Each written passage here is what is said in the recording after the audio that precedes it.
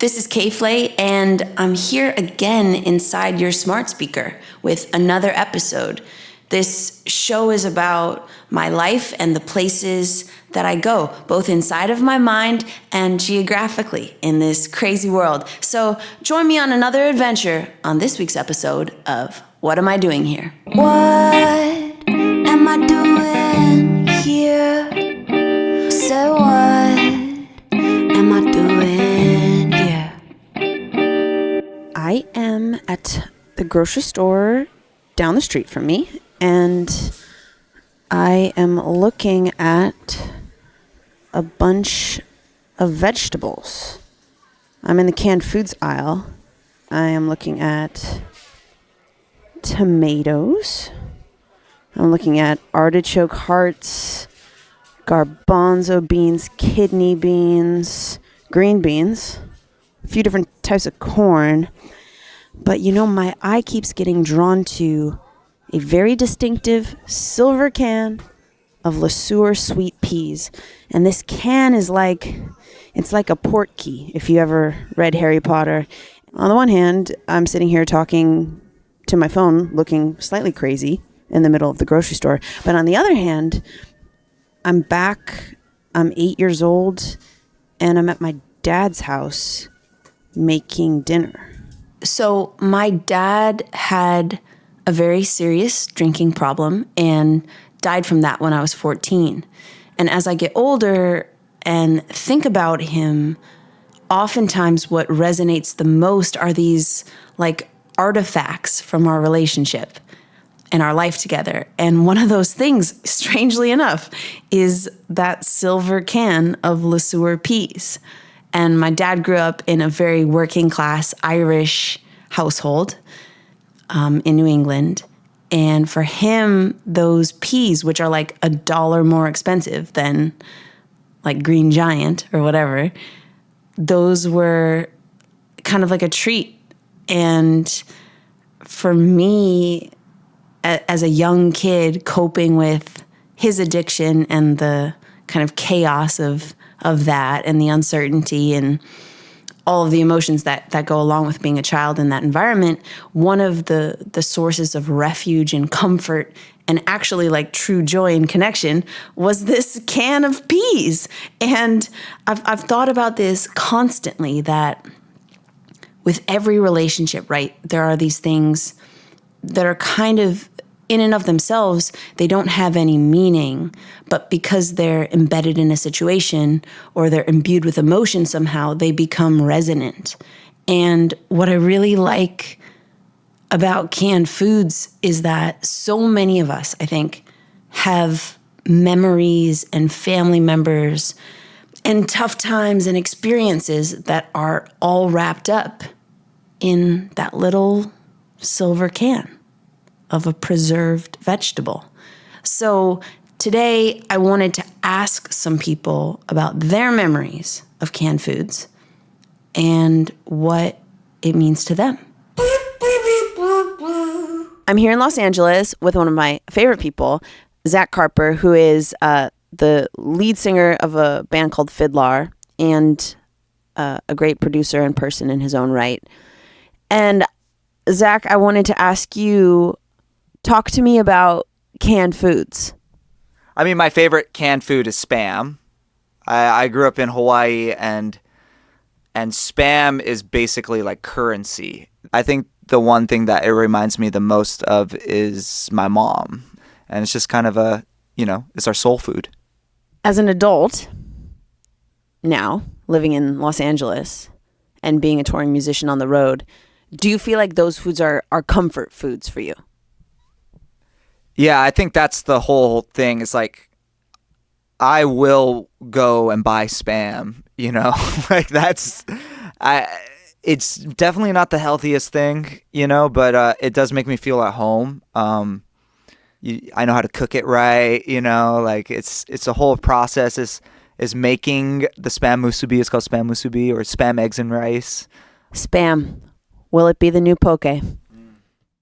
Spare parts accessory meat. spare parts accessory meat is.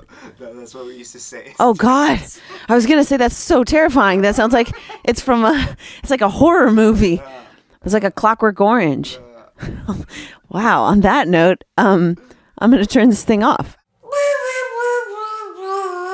I'm joined here by Seth, who's one of my dear friends and also is my manager. I'm trying to rope him into being a recurring character on this series. So please interact with me online and interact with him and encourage him to keep joining me, because I think Seth is one of the most wise people I know. He's got a lot of stories. He's a shy guy.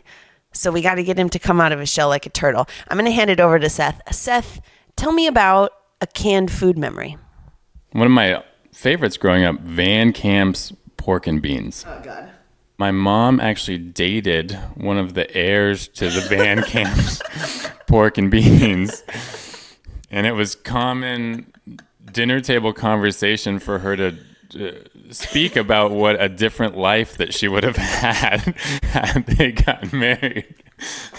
But have you had these? I've never had these pork and beans. Well, I'd like to leave these with you. Yeah. So you could try them.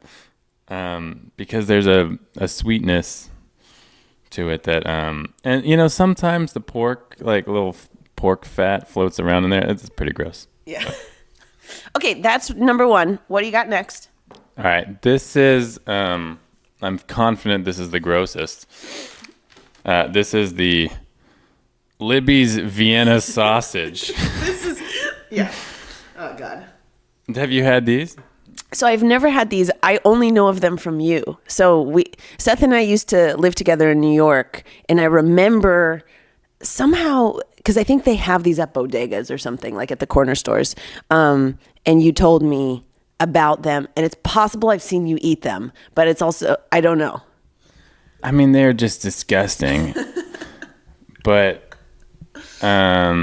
it's true, like dog food. The first ingredient, right, is mechanically separated chicken. Wow. So it's a combination of chicken, beef, and pork. Yeah. And they're in chicken broth. And they're fully cooked. And they look kind of like human fingers. Yeah. Chopped off, like without the fingertips. This is like one of the fondest memories I have of my sister is that we would always just sneak into the pantry and just eat these right out of the can, which is awful to think about. You're supposed to heat them now that I'm reading it. Thank you, Seth. Yeah, no, my pleasure. Thank you. What am I doing here? Some canned foods are fun. Some remind you of college. Some remind you of your dead parent. They span the gamut. And my homework assignment to you this week, whether you choose to take it, is to consider whatever canned food meant something to you as a young person. And if you are a young person listening to this, think about what's in the household and think about the ways in which some of these just really mundane household supplies get infused and imbued with meaning. So go forth this week, think about some objects, think about some cans, think about port keys, think about vegetables. You should probably eat fresh vegetables. Apparently they're better for you than canned vegetables. And take care of yourself, because next week we are going to be talking about the crisis of creation.